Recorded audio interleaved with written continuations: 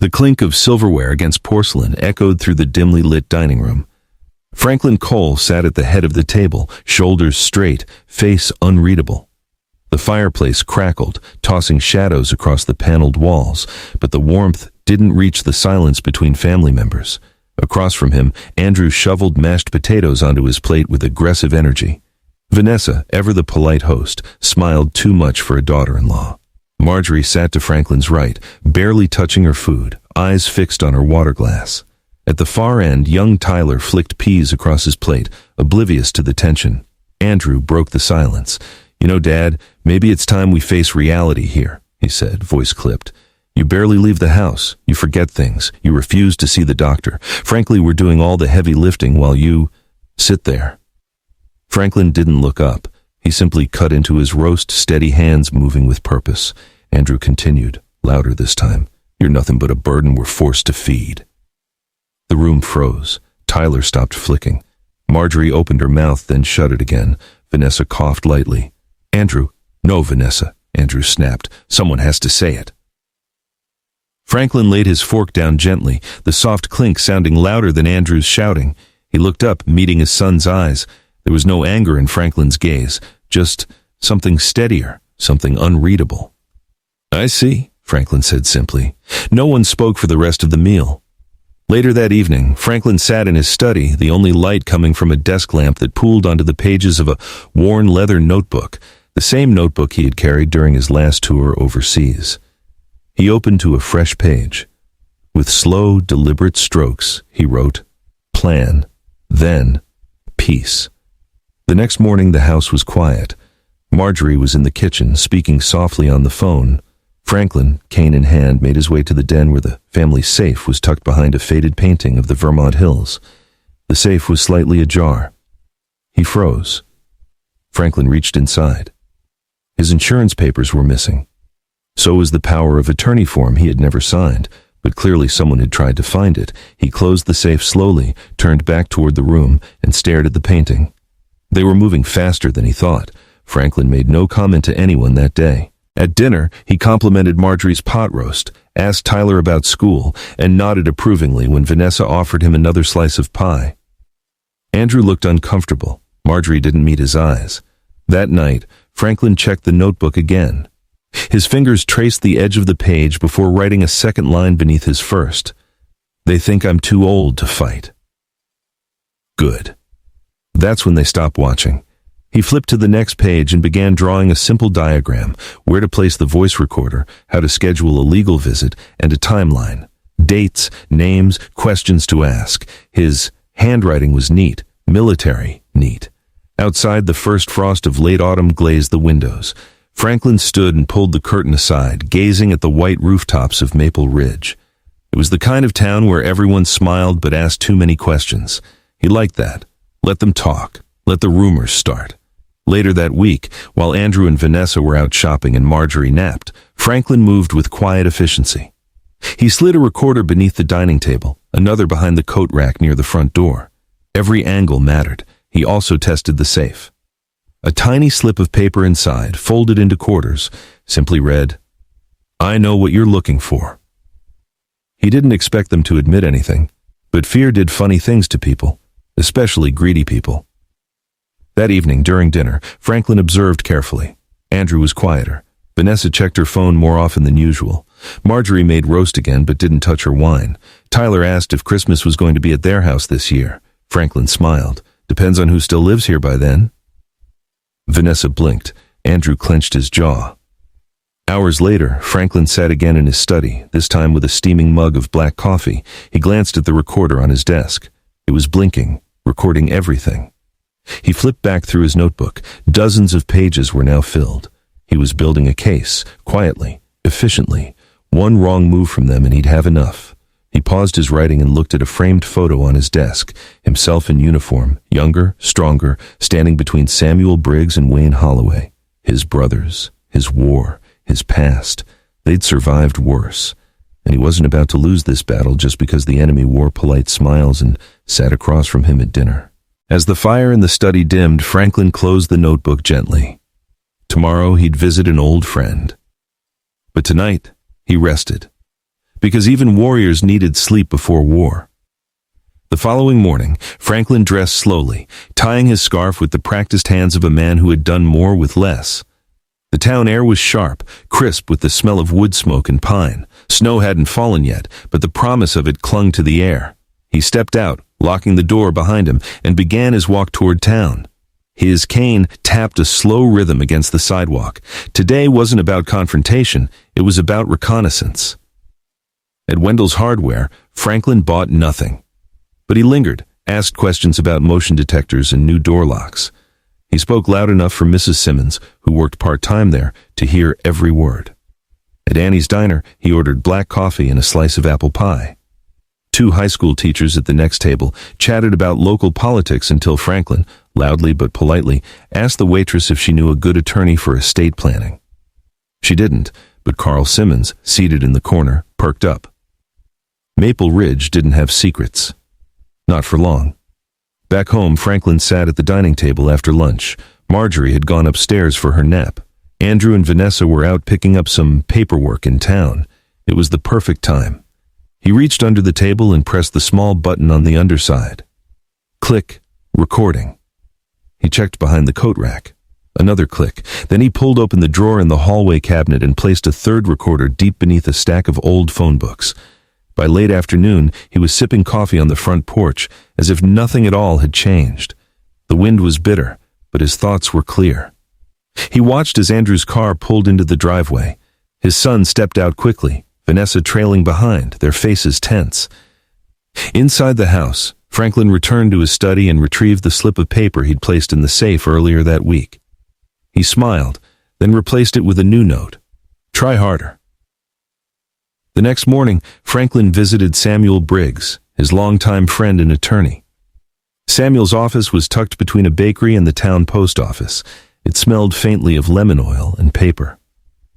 I was wondering when you'd show, Samuel said with a half smile. You look better than you did last time. I'm being hunted, Franklin replied evenly, taking a seat. Samuel leaned forward, the smile fading. Tell me everything. Franklin laid out the story without drama. Just facts. The safe. The missing papers, the shift in tone, the lack of respect, the silence from his wife. And now, Franklin said, they're moving to make it legal. Samuel didn't blink. You have a plan? Franklin nodded. I don't need to prove anything. Yet. I just need to give them enough rope. Samuel tapped a pen against his desk. I can prepare a contingency, a trigger clause. We'll make sure if they push this, they'll regret it. That evening, Andrew and Vanessa cornered Franklin in the living room. Dad, Andrew began, we're worried. You've been wandering town alone. You're not telling anyone where you're going. It's unsafe. I've lived in this town longer than you've been alive, Franklin said mildly. Vanessa chimed in. We're just saying, maybe it's time we helped you take care of things. Things like my bank account? Franklin asked, raising an eyebrow. Andrew scowled. Come on, Dad, don't make this hostile. Franklin smiled slightly. I haven't said a word. You're the one raising your voice. That night, the recorder caught something new from the hallway mic. Andrew, he's sharper than I thought. Vanessa, we need to act soon. If he rewrites the will, we get nothing. Andrew, if he doesn't sign willingly, we prove he's not fit to make decisions. Vanessa, then what? Andrew, we take guardianship, full control. Franklin listened to the recording in his study the next morning, expression unchanged. He clicked pause, then sipped his coffee. His notebook lay open in front of him. Beneath the last entry he wrote, They're not hiding anymore. Good, let them speak. I'm still listening.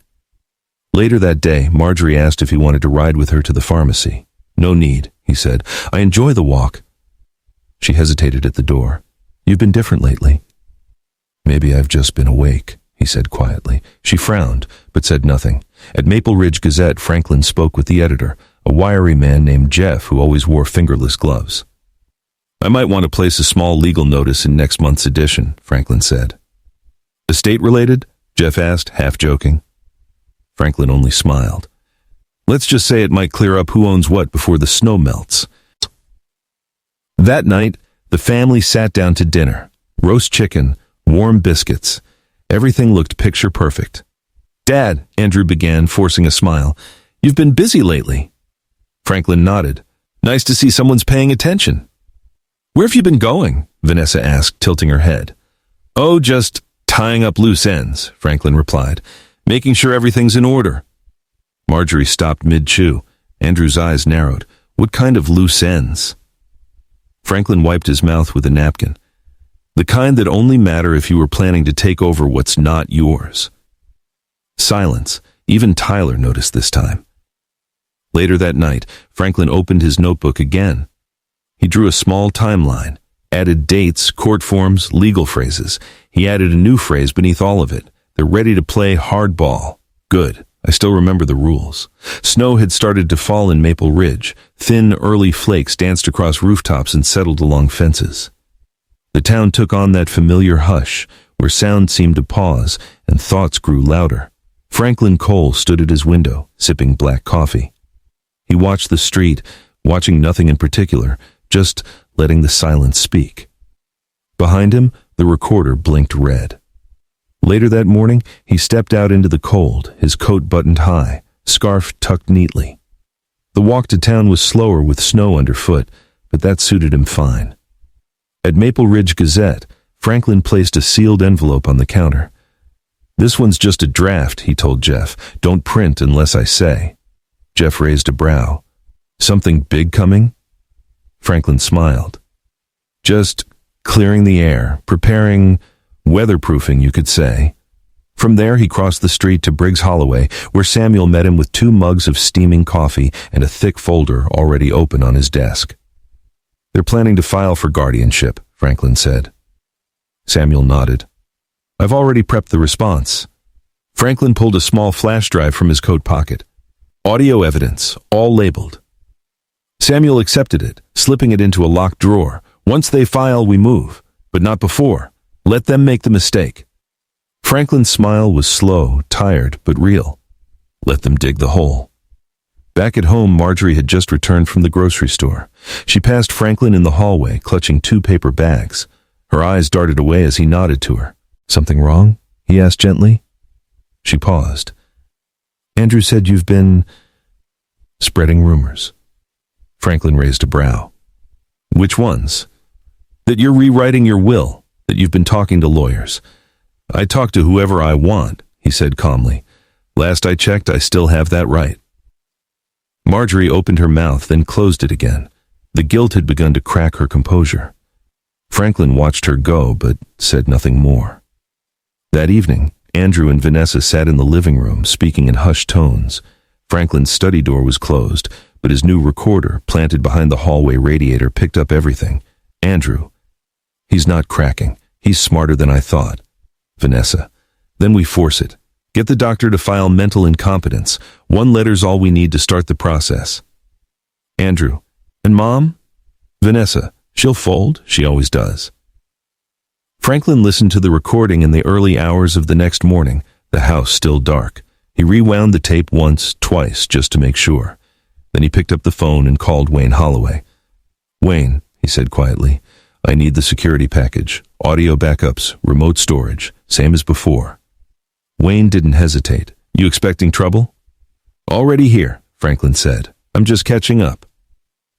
By noon, Wayne arrived, gray-bearded, heavy coat, a man who moved like a soldier even in his 60s. They worked together silently in the study, wiring new mics, a backup recorder in the attic vent, encrypted cloud upload. "Same war, different battlefield," Wayne muttered. Franklin nodded. At least the enemy used to wear uniforms. Wayne paused, looking at the photo of their old unit on the bookshelf. "Still does. Just fancier shoes now." The next day, Carl Simmons, Franklin's neighbor, knocked on the front door with a casserole and something heavier in his eyes. "Thought you might want this," Carl said. "Also, just a heads up, I saw Andrew at the courthouse, filing something." Franklin took the dish, nodded slowly. "Thank you." Carl hesitated. "He said you weren't well, that the family was stepping in." Franklin's expression didn't change. Did he now? Carl lowered his voice. "You need anything? You come to me." Franklin's eyes softened just a fraction. Appreciate that, Carl. That evening during dinner, the atmosphere shifted. Tyler chattered about school. Marjorie served quietly. Vanessa watched Franklin like a hawk. Andrew said nothing until dessert. "We're taking you to Dr. Heller on Thursday," he announced flatly. Franklin looked up, his fork halfway to his mouth. "For what?" "Cognitive testing," Andrew said. "Standard, nothing to worry about." "I didn't ask for it." "It's for your own good," Vanessa chimed in. Franklin set his fork down. "And if I say no?" Andrew leaned forward, too calm. "Then we escalate." The room went still. Franklin's eyes moved slowly from son to daughter-in-law, then to Marjorie. She didn't look up. That night, Franklin made a final entry in his notebook. "They're filing. They're forcing. And they believe I'm cornered. They forget." I draw the map. Snow blanketed Maple Ridge in thick silence. The courthouse stood at the end of Main Street like a relic, white columns, red bricks, and old brass lamps flickering against the gray sky. Franklin Cole stood before it, coat buttoned, cane steady, expression unreadable. Beside him, Samuel Briggs adjusted his scarf, holding a briefcase full of carefully labeled truth. "This is it," Samuel said. Franklin nodded. "Let them speak first. We'll speak last." Inside, the courtroom was modest. 10 pews, a wooden railing, a slightly crooked American flag in the corner. The judge, a middle-aged woman named Harris, sat with a calm detachment, flipping through papers as the room settled. Andrew and Vanessa entered first, dressed in subtle grays. Their attorney, a clean-shaven man named Pratt, clutched a folder as if it were ammunition. Franklin entered last, walking with purpose. He wore a deep navy suit, not new, but pressed and proud. Marjorie sat in the back row, her hands twisting nervously in her lap. Judge Harris cleared her throat. "This is a hearing to evaluate the petition for guardianship over Mr. Franklin Cole, submitted by his son, Andrew Cole." Andrew stood quickly. "Your Honor, my father is no longer capable of managing his affairs. He's forgetful, paranoid, and refuses medical attention. We're concerned for his safety and for the safety of his assets." Pratt chimed in. "We have witness statements, behavioral notes, and pending medical evaluations." The judge turned to Franklin. "Mr. Cole, do you have representation?" Samuel stood. "Yes, Your Honor. Samuel Briggs representing Mr. Cole." She nodded. "You may proceed." Samuel stepped forward calmly. "We contest the petition in full. Mr. Cole is mentally competent, physically capable, and in possession of substantial evidence demonstrating this petition is not based on concern, but on control." The judge raised an eyebrow. "Evidence?" Samuel opened the briefcase and began laying items on the table. A notarized medical exam dated just 2 weeks ago, declaring Franklin mentally sound. A detailed financial ledger maintained by Franklin himself, and then USB drives, each labeled with a date and location. "Your Honor," Samuel said, voice clear, "these recordings were taken legally within Mr. Cole's home. They include conversations between the petitioners that reveal intent to manipulate, deceive, and acquire his assets through coercion."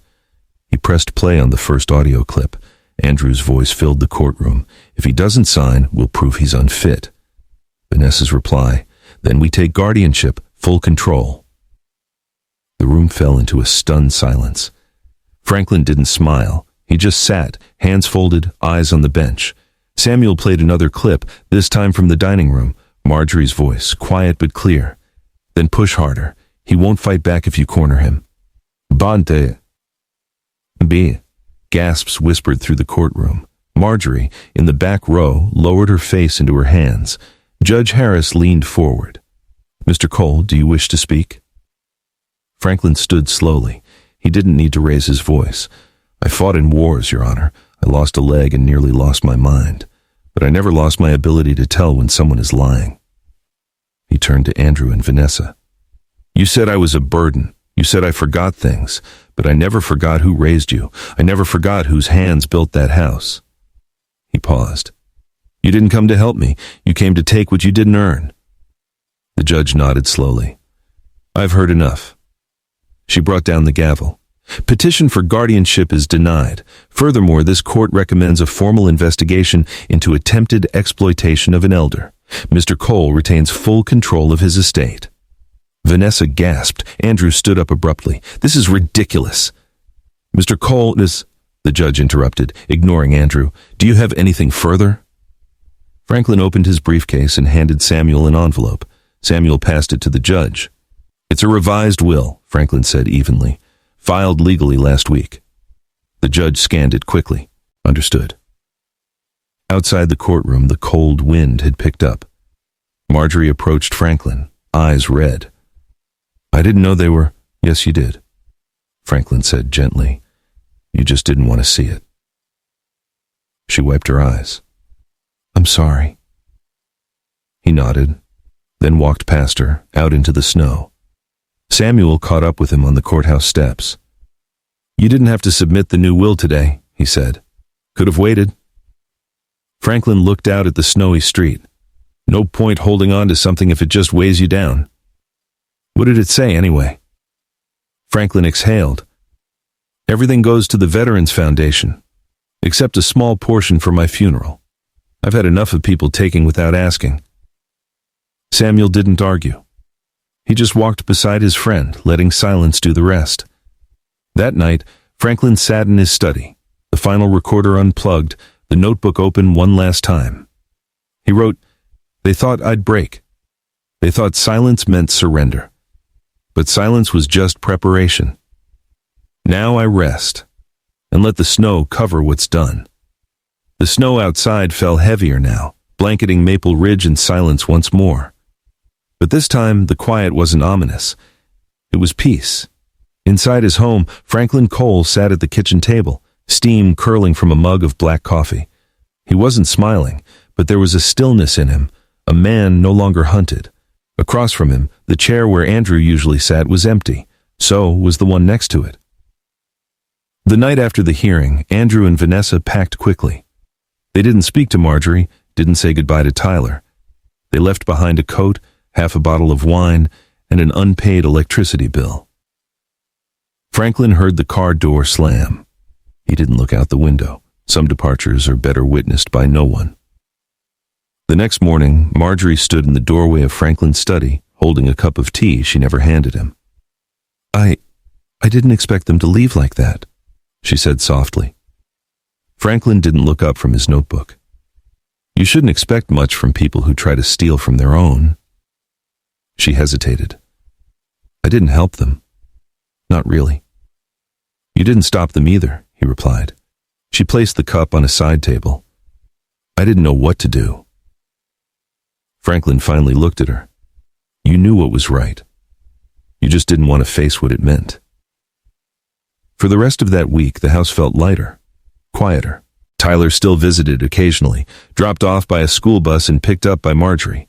He never asked where his parents had gone. Maybe he didn't need to. Children can read silence better than most adults. One afternoon, Franklin met Carl Simmons at Annie's diner. They shared pie and small talk. Franklin noticed how the waitress smiled at him longer now, not out of pity, but with respect. You know, Carl said between bites, you scared half this town into respecting you again. I didn't scare anyone, Franklin replied. They just remembered who I was. Carl chuckled. Well, you reminded us good. Later that day, Franklin stopped by Samuel's office one last time. The legal matters were finished, the new will filed, everything secure. I had a thought, Franklin said as he leaned on his cane. What if I start writing it down? The whole thing. You mean a book? Samuel raised a brow. Something like that. A record. For Tyler. For anyone else who's ever been told they were finished when they weren't. Samuel leaned back. I think you already wrote it. He tapped Franklin's notebook gently. Just needs a new ending. Back home, Franklin found Marjorie sitting on the porch. She looked up at him as he passed. I don't expect forgiveness, she said without turning. I don't owe it, he answered simply. She nodded. They sat in silence for a while. Eventually she stood and walked inside. Franklin stayed. That evening, as the snow thickened and the world dimmed to gray and gold, Franklin returned to his study. He placed a fresh page into the notebook. At the top, he wrote, "Victory is not loud. It doesn't arrive with cheers. It sits quietly in a man's chest, breathing peace where rage used to live." Morning light filtered through the frost-covered windows. The fireplace crackled in the living room, casting a golden hue across the old wooden floors. Franklin Cole sat alone at the kitchen table, pouring himself a modest bowl of oatmeal. Outside, the snow was still falling. Not harsh, just steady, gentle, like forgiveness from the sky. He didn't have many plans that day. No courthouse visits, no secret recordings, no lawyers' threats or family betrayals. Just breakfast. Then maybe a walk. Maybe not. He had time again. Marjorie entered quietly, her robe wrapped tight, eyes down. "I'm making a pot of tea," she said. Franklin didn't respond at first. Then he gave a small nod. She placed 2 cups on the counter. "I'll leave it there, in case you want some." She left the room. He didn't touch the tea, but he didn't pour it out either. A letter arrived later that morning from the Veterans Foundation. "We are humbled by your generous bequest, Mr. Cole. Your service continues in ways you may never see." Franklin read it once, then folded it back neatly. He placed it beside his notebook, now full from cover to cover. He looked around his house. The walls were still the same shade of warm beige. The family photos still hung in the hallway. The safe was still behind the painting, but the weight inside the home had changed. It was lighter, cleaner, his house again. That afternoon, he met Wayne Holloway at the diner. They shared black coffee and 1 slice of cherry pie. Wayne leaned in, grinning. "So, what's next? You going to take up painting? Join a yoga class?" Franklin smiled. "Thinking about fixing up the shed, maybe build something, just for me." Wayne lifted his mug. "To peace, old friend." Franklin tapped his cup against Wayne's, to finally earning it. That evening, Franklin pulled out 1 last sheet of paper and slid it into his typewriter. He typed slowly, deliberately. "They called me a burden. They whispered I was fading. But burdens don't break. We carry the weight, and we keep walking." He pulled the paper out and placed it on top of the notebook. Then he closed it. For good. The next morning, the snow had stopped. Franklin stepped outside, cane firm in hand, wrapped in his old military coat. The sky was soft blue. The sun finally made an appearance. He took a deep breath. Then, slowly, he walked down the steps of his porch, boots crunching into the fresh snow. Not toward anything urgent, not away from anything painful, just forward. I was the survivor, the investigator, the soldier who fought not with bullets but with patience and truth. And in the end, when the will was read, it wasn't me on my knees. It was him. Thank you for joining me on this journey. If you like this story, please like this video, subscribe to the channel, and share your impressions of this story in the comments. To listen to the next story, click on the playlist now showing on.